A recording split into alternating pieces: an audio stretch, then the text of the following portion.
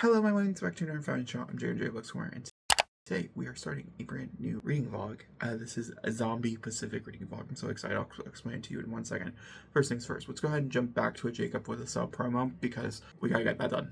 Over with. Let's go. Let's roll the clip. Hi, how you guys doing? How's that Jacob? Is he doing good? I hope so. That being said, let's talk about Gunshot Residue. Starts off this trilogy. We have P49, which is the second book in this trilogy. And we also have Mr. St. James, which is the final book in this trilogy. All 3 books are available on Kindle Unlimited. All 3 books are wide, so you can buy them anywhere if you don't believe in Amazon. However, the ebook is exclusive to Amazon. I will review the loglines for all 3. However, we'll go into a little bit more detail what the first one's about because you have to read this one to be able to read these ones. You know what I mean? But let's first go through the log lines. Log lines are simply just like the top part right here. I'm not going to read you any of this, just this. So the first one is your husband's secrets enough to shatter your world, which I feel like is a pretty good theme for the book. The second one, which is this one, is what are you really capable of? And then the third one, which is this one, is how far are the bounds of love? Essentially, this follows an already married couple, Alex and DeMarcus. They are currently going through some marital problems at the beginning of this book. They've been together for 5 years, and Alex strongly believes that his husband is cheating on him. He just has this feeling. There's other people in his life that are kind of instigating him towards this realization as well, and so he takes it upon himself to figure out if his husband's actually cheating on him or not. And he actually warns that there's a bigger conspiracy mystery going on that overspans 3 different books that has to do with his husband. Once again, they are already married. These are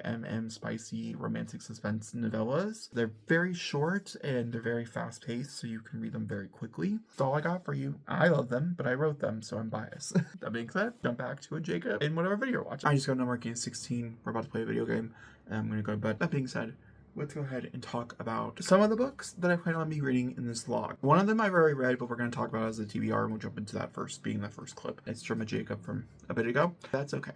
Some of these we're going to try to read all the books I was able to get physically. Some of these I was not. And then we have 1 arc and 1 graphic novel that are not in this category. So let's go ahead and work through a TBR real fast. The first book I'm picking up after I finish my current read, because I didn't plan this out correctly and I'm still reading something, is Dating After the End of the World by Janina Rose. I have no idea what this is about except for the fact it's dating after the end of the world and there's zombies, which is interesting because this also could fit for the silhouette challenge, and I think I might change it for the silhouette challenge. I already chose it. This is for the Buzzword Readathon, by the way. I don't know if I mentioned that, and I've already chosen which book to place in that particular category, but I think this fits better. I have no idea. I'm excited to read a romance set in a zombie apocalypse, so that's what this is. Another one that I'm probably just going to peruse. I don't think I'll rate it, and because I probably won't read the whole thing of it, but that is the Zombie Survival Guide. There's no way I could not have done a zombie book without doing a zombie guide.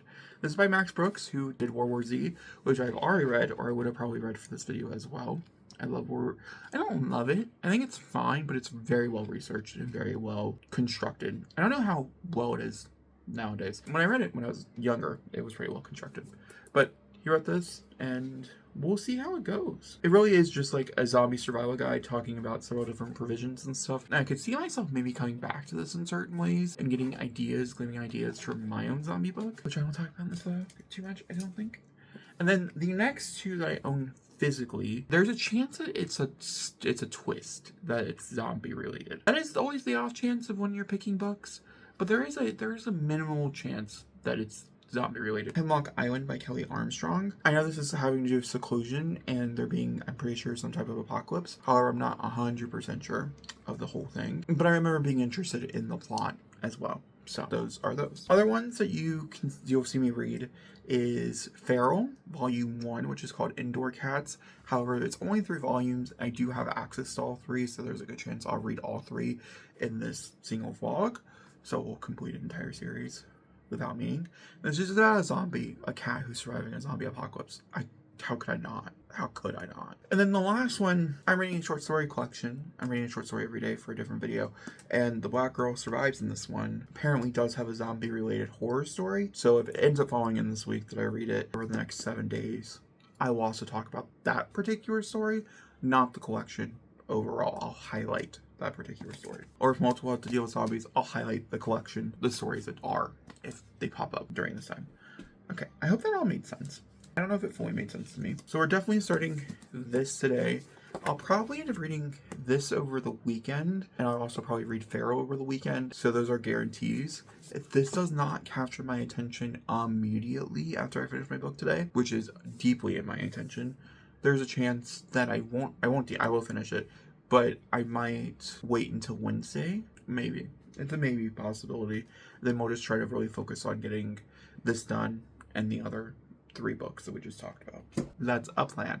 Okay, I'll see you tonight after I work at 12 to see if I made any progress, anything I just talked about. I actually did end up reading quite a bit of Dating After the End of the World today. I read this much, which is like 140 pages. This book's only like 290 pages, so it's like, honestly, like we're pretty close to wrapping it up, which is pretty cool.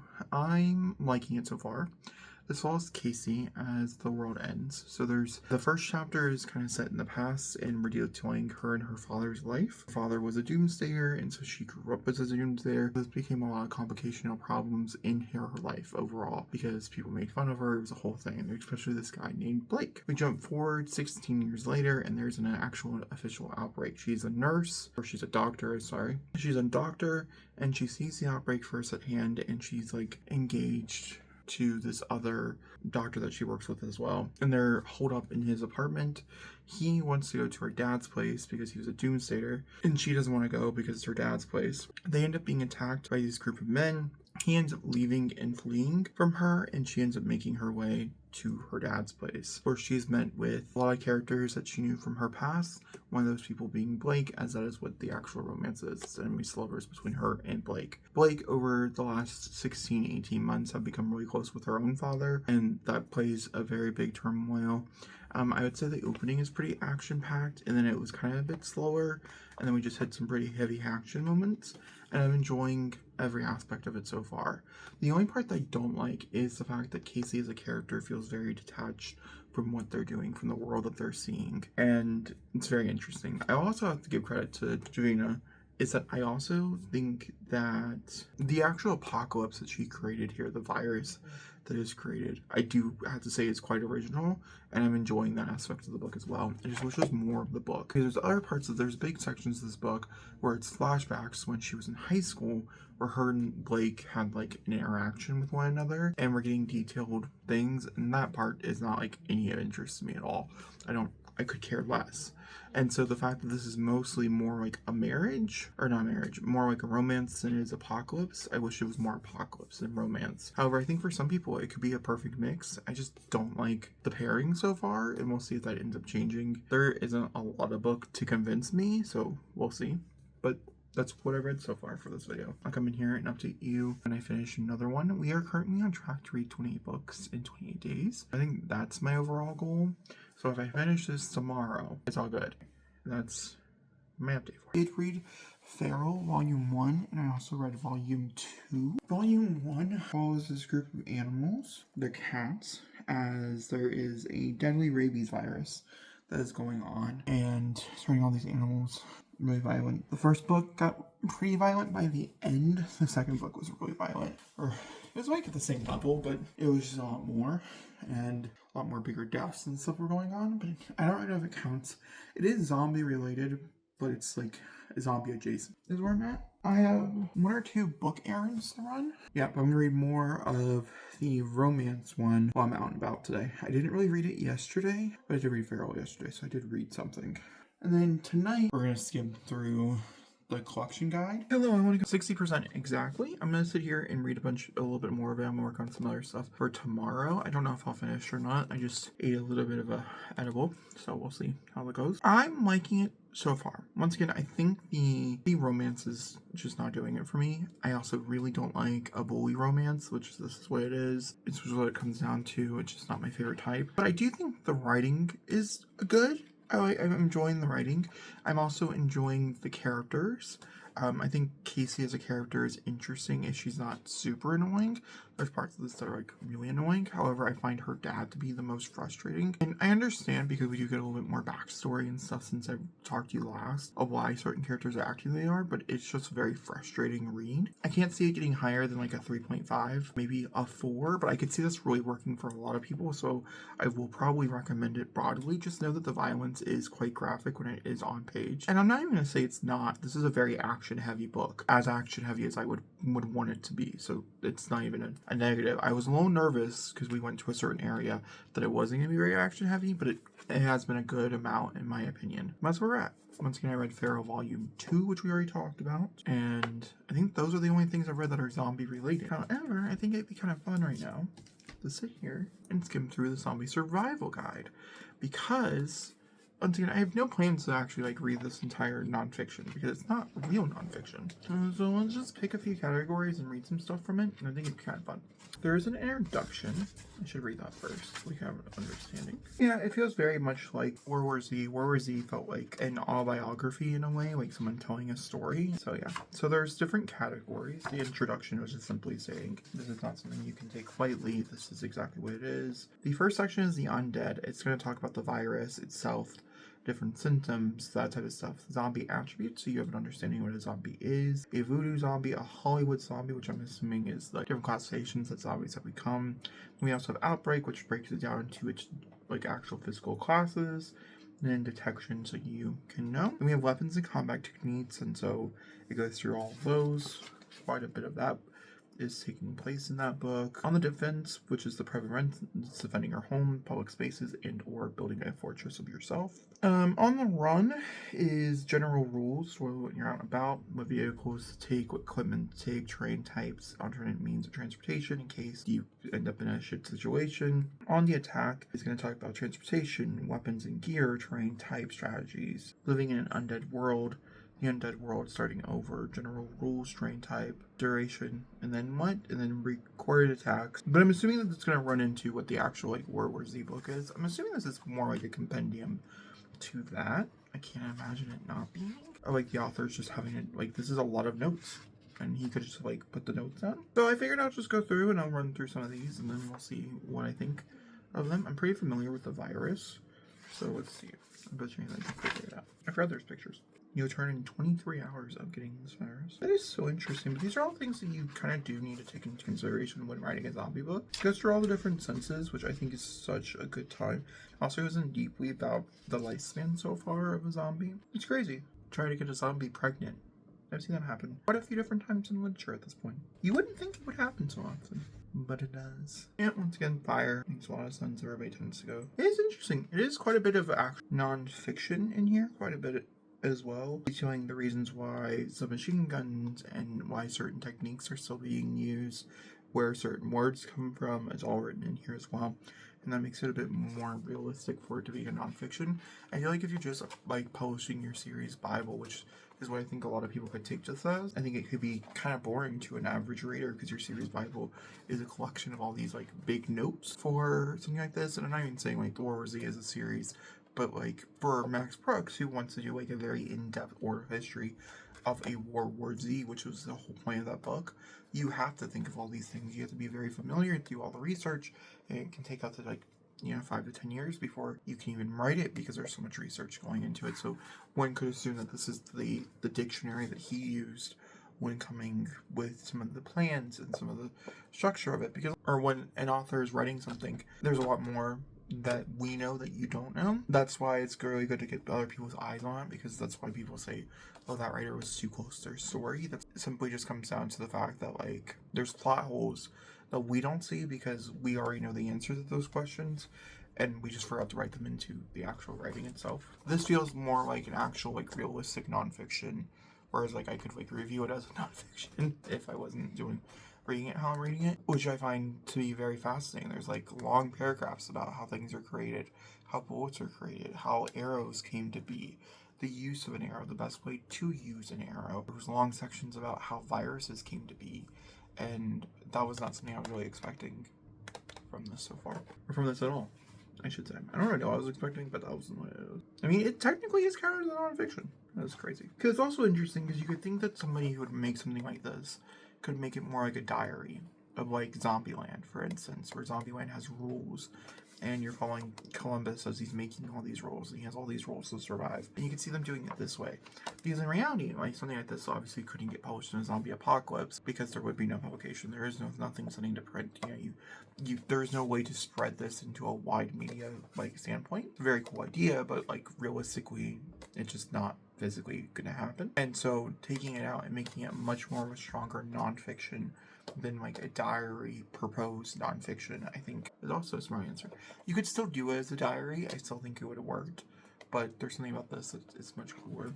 Yeah, I'm not reading this for obvious reasons. However, it was very fascinating. I could see myself coming back to it. It very much is, I think, of the Max Brooks world of things. And once again, I don't see this being anything but that. But I'm gonna count this as a completed read. I hope that's okay with you. I do plan on reading Pharaoh Volume 3 tonight, and like I said, we're going to continue reading Dating After the End of the World. I don't think I'll be able to finish it before I go to work tomorrow. We'll get as far as possible. And I will talk to you either when I finish it or tomorrow. Alright, let's do a bit of a check-in before I go hop in the shower. A little bit of an update about all of my books. Starting with the first one, we have Dating in the Afterlife, which I did finish today. I'm giving it a 3.25. There's some ridiculous subplots in the end. However, I would read a sequel. But basically talked about my entire opinion on this. And then the next two, I decided to read a little bit of both and kind of drive. Today is Wednesday. I should be able to probably read one and then start another tomorrow. I'm just not entirely sure if we'll get them done by Saturday. I might extend this to the 1st of March. I'm not entirely sure. I also, by the way, my gosh, I finished Pharaoh Volume 3. I gave it a 3 overall. It was a 3 in general for this entire series was the 5. So, okay, back to, I don't even know if I'm going to count them. Like, they're zombie books for sure, but like, do they count? I don't know. It's up to you. We'll start with the first one I tried, which was From Below by Darcy Coates. From Below follows this group of divers as ship or submarine, one or the other, that went down in the 60s, and there's one distress cone, so they're gonna go try to figure out why, but they just go subbing for it and whole 9 yards, and it follows that. It is a very big, beefy book, so like I'm a little more hesitant to pick it up, especially because I gotta give the first 10%. I give it like on interest factor, like a 6, but like I feel like most of that comes from the fact I do enjoy underwater horror, and I've not really found one that I loved, so maybe I give it more like a 4 in general. And then we have Hemlock Island by Kelly Armstrong. This one feels a bit emotional, and we'll talk about some other stuff here in a second about them. I read the first 8% of this, and I really liked what I read so far. It follows a woman who recently got divorced. Her sister ended up dying. She ended up adopting her niece, and she owns this house on this island because she was married to this really rich guy who, when her sister died, broke up the marriage. And so they're all going to this island because she got a thing from a B&B because she turned into a B&B to kind of keep it running. And she got this thing saying that there was blood in it, and so she has to go check it out herself. And they, by this point in the story, are on the island. The only thing here is that, once again, I'm sorry, but I think both these kind of spoiled the fact that they're zombie books. This one has something to do with hex curses and stuff. They talked about that a little bit, but I don't personally think. Oh, I mean, okay, I guess by the end of the synopsis, it kind of does mention that it could turn into a zombie tale. This, because I did do research, because I read the opening of this and I thought, oh, it's fine. It was giving 3, somewhere in the 3 range, I should say. Then I read the opening of this and I was like, oh, this is giving maybe high 3, low 4s. That was the openings to me. Both were intriguing enough, but the only other book I have on this list that I could possibly try to grab is Warm Bodies, and I don't physically have a copy of it, and so I'd rather prefer to read the ones I can hold up for you. Ain't gonna lie. So I read some reviews on From Below, and most reviews say the horror doesn't actually take place until the 75 to 80% mark, and it really is just all about building atmospheric. However, it's the same exact thing over and over again. Very repetitive nature, very repetitive writing, to the point where the first 30% are very intriguing, but everything else up until the last 10-20% are kind of boring. And that was the consensus, of course. Not the 5-star reads, obviously. And I do have some people who rated it 5, but I also follow someone who rated it a single star. Polarizing for sure, but not as interesting. This one is more up my alley. It seems like it's a murder mystery turned zombie story, and that kind of sounds more interesting to me, like in general. The opening was a bit more catching. I think I'd give it like an 8. I was intrigued enough. I wanted to read more, so I think we're gonna move on with Hemlock Island tomorrow. It is significantly shorter, so there's no reason why I can't finish it, especially tomorrow after I get done training. I think we're gonna go with Hemlock Island. Oh, we'll see if it's the more interesting pick. I don't know. Based on the 2 that I have, it seems like the more interesting pick. Possibly 3. We did talk about a horror book that I read beginning of last month.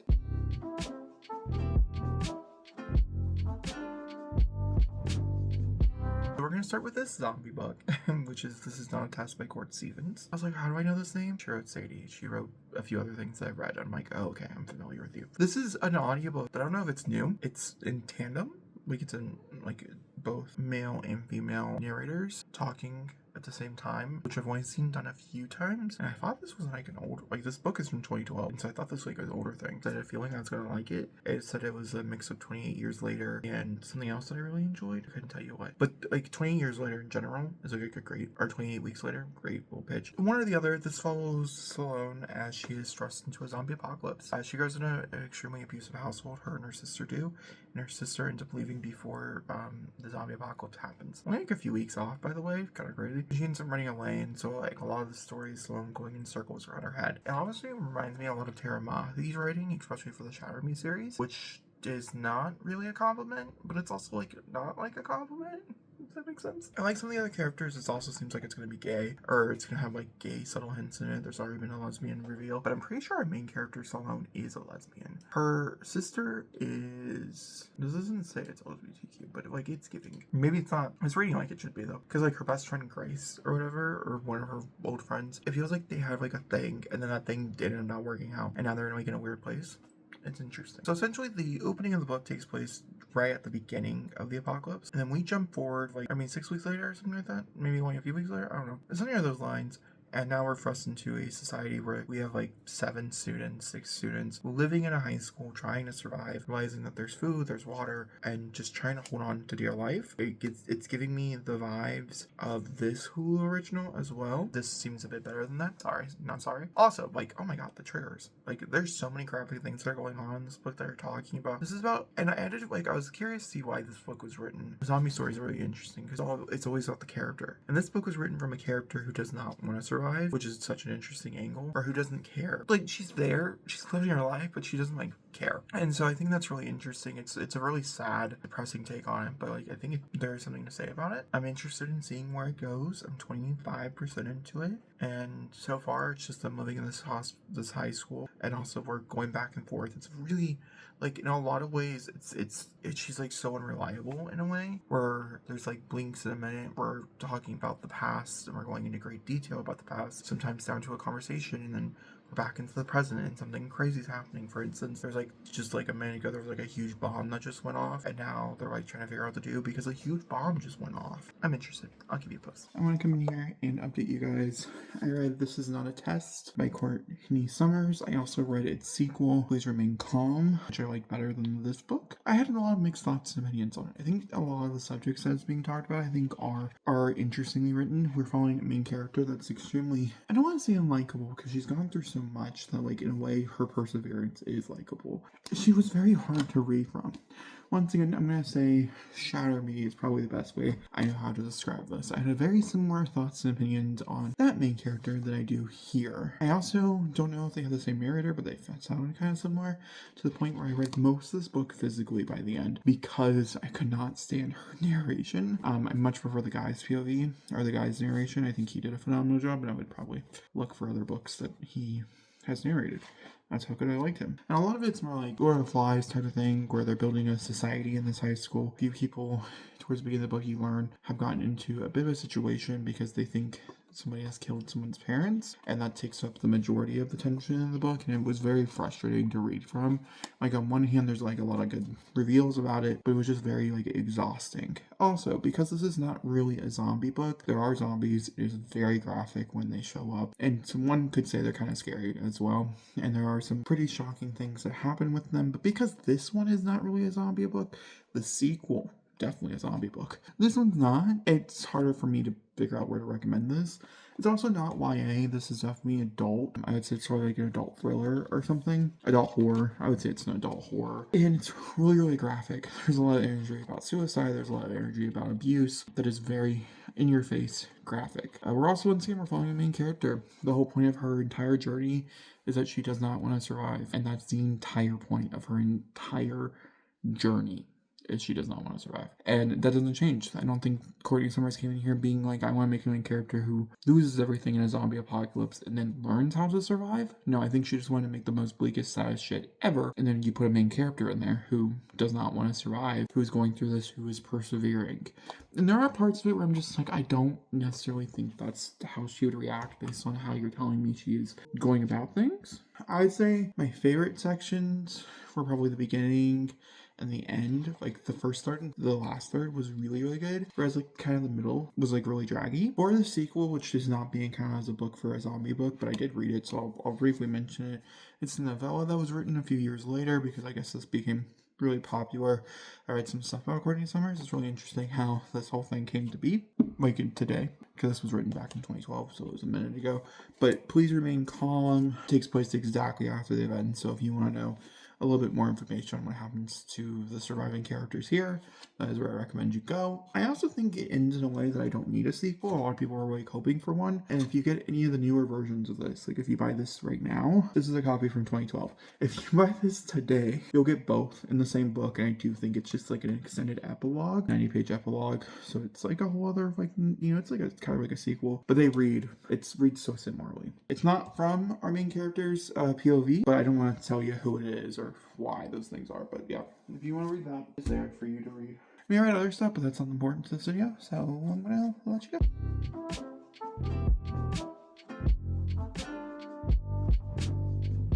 I have read Hemlock Island. I'm giving it a 3.25. I actually really like the writing quite a bit. I do think I'll pick up more Kelly Armstrong as I'm interested. It was quite violent. I just think the third act is absolutely trash. Truly trash. Should I read it for the zombie vlog? Questionable best. But the ending was trash. So, we're ending with that one. Did I tell you what this is about? This is about a group of people who go to an island who...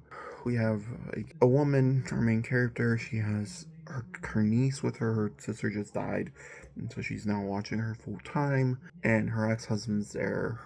Two best friends. This guy that makes her uncomfortable. All these people come to this island who believe that there's like rituals happening, or possibly she has a rental on this island.